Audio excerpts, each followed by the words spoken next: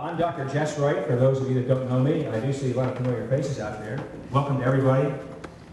This evening's presentation is sponsored by the University of Louisville Depression Center and the American Foundation for Suicide Prevention. And we have a very large group here tonight, which we're very pleased to see. I'm sure this will be a wonderful talk. Before we introduce Dr. Miklowitz, I want to just say a few words about the U of L Depression Center.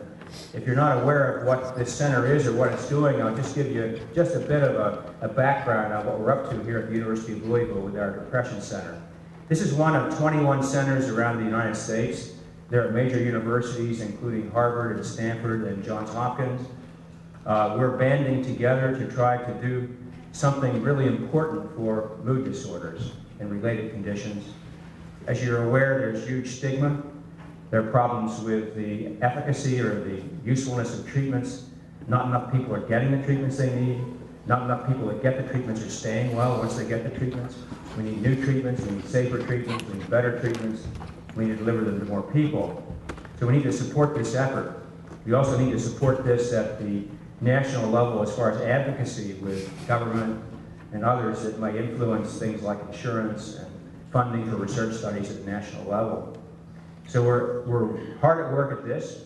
We have an educational program every year. We reach out to the community with lectures in the community. We call this our Building Hope lecture series. This is one of those lectures. We have them throughout the year. We have an annual conference every year. It's going on right now. This is the inaugural session for it. Tomorrow, Dr. Miklowitz will be meeting with faculty, residents, and students from the University of Louisville to teach them about how to help families and to do family therapy with people that might have a bipolar patient within their family. And then on Friday, we have a professional conference, which lasts all day.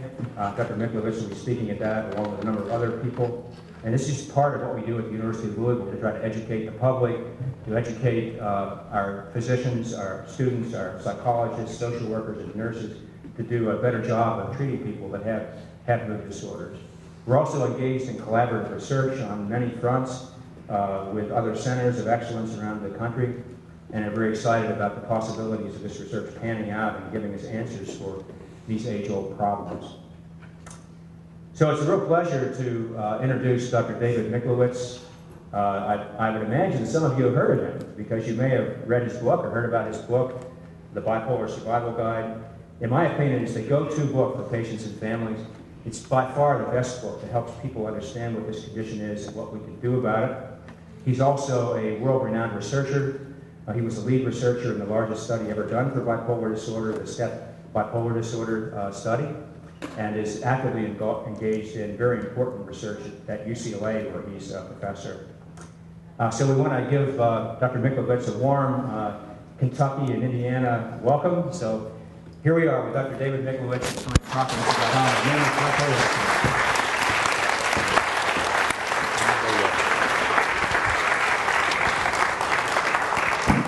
Thank you very much for having me. I thought there was going to be some bourbon on the stage.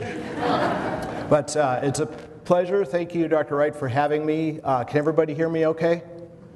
If you can't, if I start mumbling somewhere in the middle of the talk, please do something like this. Don't use your middle finger, just use your thumb, and I will try to talk a little louder. On this first slide, I just want to point out there's a website, semmelUCLA.edu/champ. The reason that's up here is because the slides I'm about to show are downloadable. You can go to the site and you'll find there's a little tab that says downloads, and you can get the slide set here. So let me just start by saying, first I always like to start off with a quote. How many of you have read Kay Jamison's excellent book, An Unquiet Mind, about her experiences with bipolar disorder? If you haven't, I highly recommend it. So that you get a sense of what it's like to have this illness. She said this about her first experience of learning that she had bipolar disorder. She said, "The endless questioning finally ended. My psychiatrist looked at me. There was no uncertainty in his voice. Manic depressive illness. I admired his bluntness. I wished him locusts on his lands and a pox upon his house. Silent, unbelievable rage. I smiled pleasantly. He smiled back. The war had just begun." The reason I put that out there is because coming to accept this disorder often as a young person, people get diagnosed age 18, 19, 20, early 20s, sometimes even in their teens. It's a long-term process of getting used to the idea of having an illness, having to take medications for it, especially an illness that may go underground for long periods of time. 30 years of research on bipolar disorder has taught me one thing that probably most of you already knew, which is that managing bipolar disorder is more than just taking medications.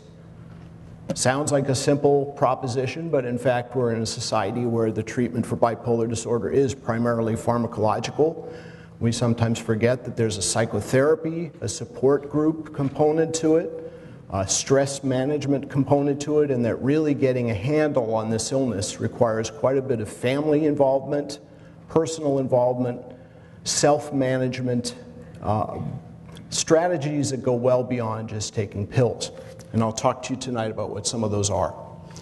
I have a list of what I call the 8 self-care principles, and I'll be going through these one by one tonight, and then of course I'll leave plenty of time for questions at the end. The self-care principles include monitoring moods, knowing one's early warning signs, recognizing, managing stress triggers, stabilizing sleep-wake rhythms, knowing one's position on medications, developing a mania prevention plan, communicating within the family, obtaining reasonable accommodations at work or school, and getting regular therapy or joining a support group such as the one we're in tonight. I'm going to go through these one by one and give you some examples of how to implement those. But first, again, bipolar disorder, as we know, is a disorder that goes from extreme lows to extreme highs. When people are manic, they are elated, grandiose, have a decreased need for sleep, really are moving a mile a minute, are losing jobs, often doing impulsive things, impulsive sexual acts, reckless driving, spending lots of money, alternating with periods of extreme depression. And in between, if the person is lucky, they may have long periods of being well. But needless to say, that really costs a lot in terms of one's day-to-day life and the life of the family. How do we get a handle on the cycling of these episodes? The first thing we recommend to any patient, client, however you want to refer, in our clinic, and we run a child and adolescent mood disorders clinic, although I have also managed adult clinics, one of the key principles is to monitor one's moods and know one's early warning signs. So be able to chart on a day-to-day basis, what's my mood like today? Am I high? Am I low? Am I feeling normal? What are the signs? What are my signs that things are getting worse? What are the so-called early warning signs of a manic or depressive episode? Family members get very good at recognizing what are early warning signs. And I've learned over the years that when a family member calls me and says, I think my son or my daughter is getting sick again, I listen, because they're usually right. And they don't say, I think my son is having decreased need for sleep and grandiosity and elated mood and irritable mood for 2 weeks. They say, he's got that look in his eyes. He is standing too close to me. He is speaking more loudly. He's waving his arms. He smells different. He's collecting things and putting them under his bed. These are the things he or she does before he gets ill. And that's the brief window of opportunity where we may be able to actually prevent a full episode from coming about. So I might start off by simply illustrating what some of the symptoms of mania are. In a session, I might hand this to a client and say, which of these have you had? Now, I work with families. So a typical patient of mine will be a bipolar person, young or old, who's there with a mom or a dad or a sibling or a spouse. And they're each describing what a manic episode looks like. Increased sexual thoughts, talking fast, racing thoughts. My mind goes very fast. My mood is at the top of the world. I have overwhelmed, overconfident, unrealistic thinking. So as an example, a patient of mine who was 19 years old called me one day, left a message on my answering machine and said, I'd like to have a meeting with the doctors who are treating me. I'd like all of you to meet together and discuss my case, and I'd like to have a lawyer there as well. On the second day, there was another message. It said, I would like not only my doctors and my lawyer to be there, but my high school gym coach, my ex-boyfriend, my high school favorite teacher in high school, and the representative from social services. Third day, it was a party, and there was a limousine coming to pick me up. Bruce Springsteen was going to be there. By the fourth day, she was in the hospital.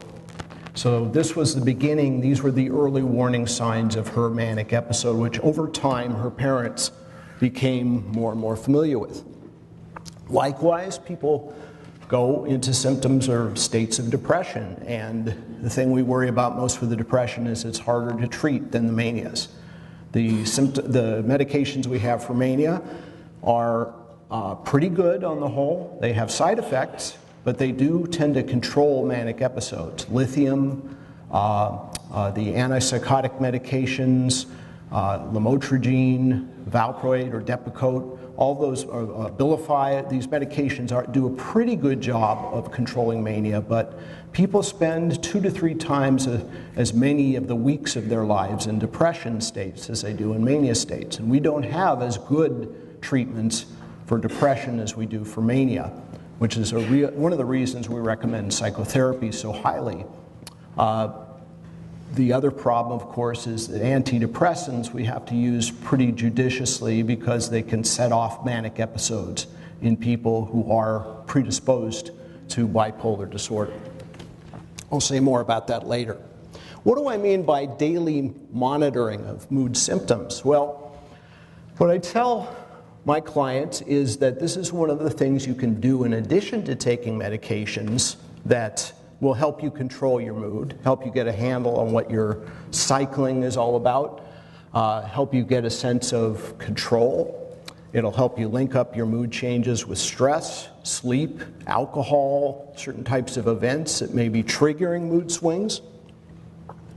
This was developed by a 13-year-old girl in my clinic. We gave her a mood chart that we wanted her to fill out. This was the mood chart from the STEP bipolar program, which all I can say is it looks an awful lot like a 1040 form. It's got boxes and numbers and arrows and ratings you have to make. And she took one look at it, made a paper airplane out of it, and tossed it across the room. So we said, well, how about making up your own mood chart? And she said, well, I don't really get manic or depressed. I feel my moods go from super hyper to energized and down and then angry. So we asked her to keep track of those moods. You can see that over a relatively brief period of time, she had ups and downs.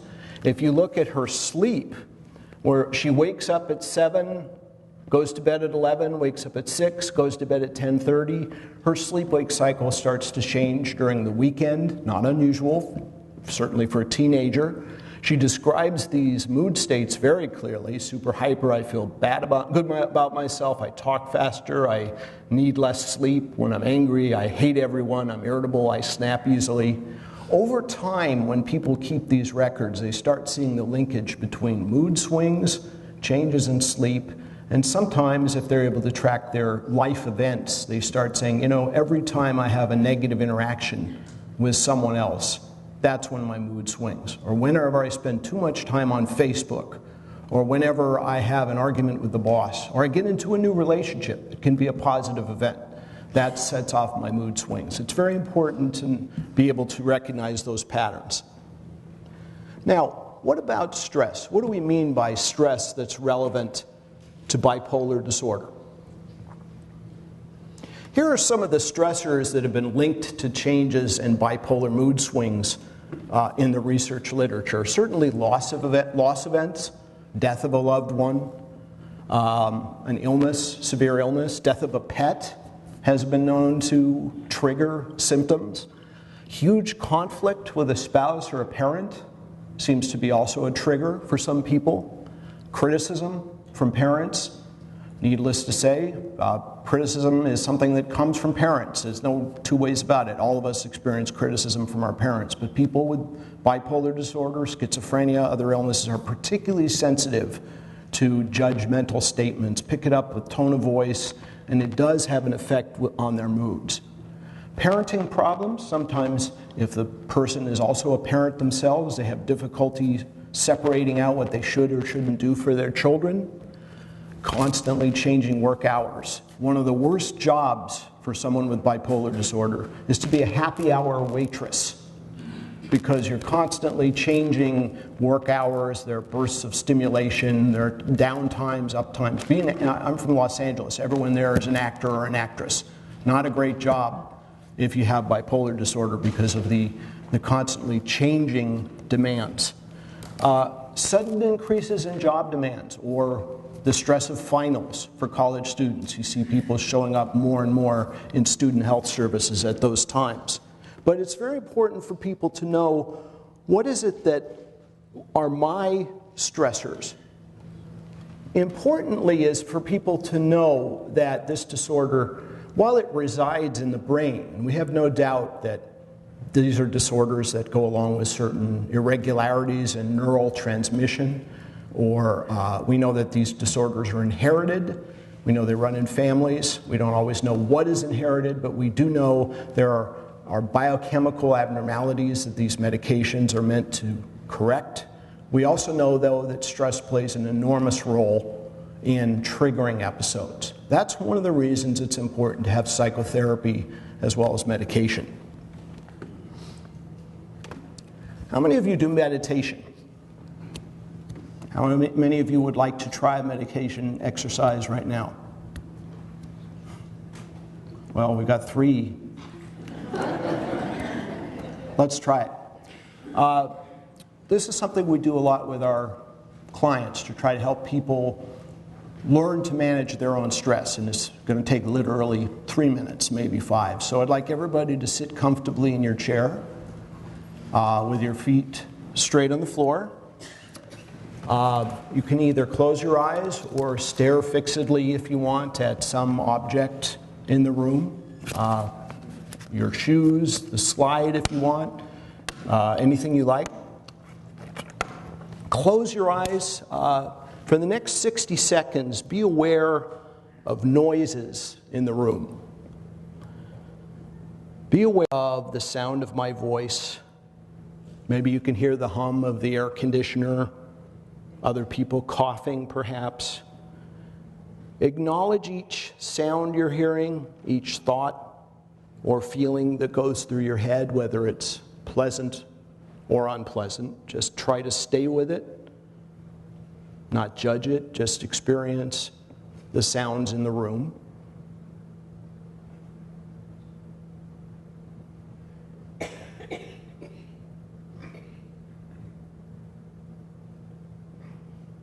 We're going to do this for about a minute.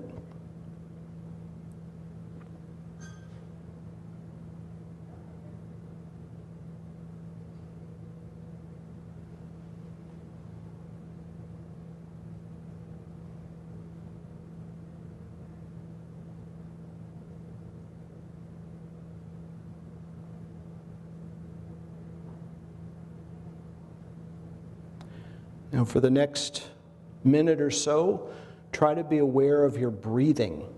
You'll notice that your chest rises and falls. Pay attention to your in-breath and out-breath.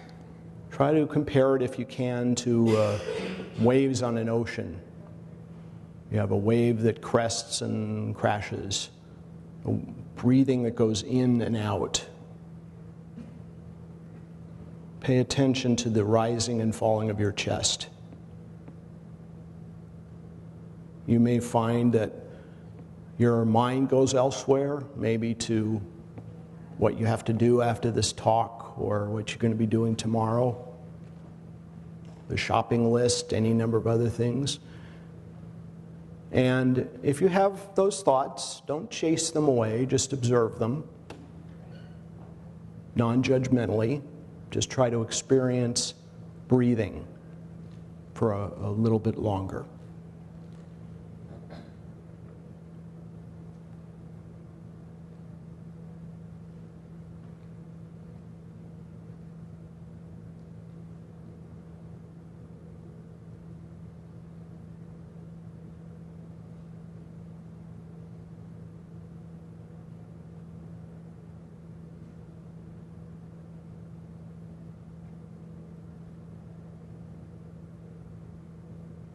Okay, for the next 60 seconds, shift your attention to your whole body.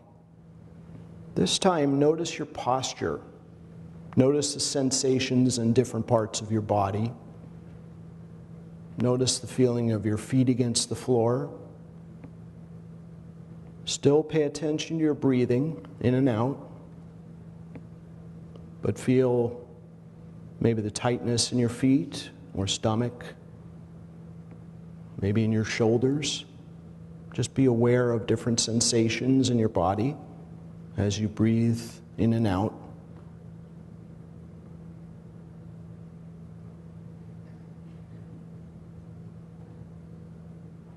And in a moment, we're going to end the exercise and come back to the room, but stay with your breathing for a few more minutes, for a few more seconds. Stay with the in-breath, the out-breath. And chances are, when you open your eyes, you're going to feel a little more relaxed. So when I count to 5, I'd like everybody to open up your eyes slowly. 1, 2, 3, 4, 5. Now everybody take a deep breath. How many of you are aware of being a little more relaxed right now? Okay. This kind of exercise that you've just had a taste of, some people really make this a daily routine of meditating in the morning. It's hard to find the time. It's hard to justify to yourself. I have, on top of all my other responsibilities, I've got to do a half hour or an hour of meditation. But people who do it definitely report that their stress levels drop. There's quite a bit of evidence that the immunological functioning improves, people's health gets better. And relevant to bipolar disorder, if you're a caregiver, there's nothing better if you've been in a high tension situation, either with your loved one or the mental health system or whoever, to go off to your room and do a brief meditation. Up on the screen is a reference for a book you can get hold of, Mindful. Actually, that's the name of the book is The Mindful Way Through Depression. This is another one. But in A Mindful Way Through Depression, you can get a DVD that gives instructions. There are plenty of mindfulness websites. So this is one thing we try to encourage people to do to manage their stress levels. We'll come back to this a little later.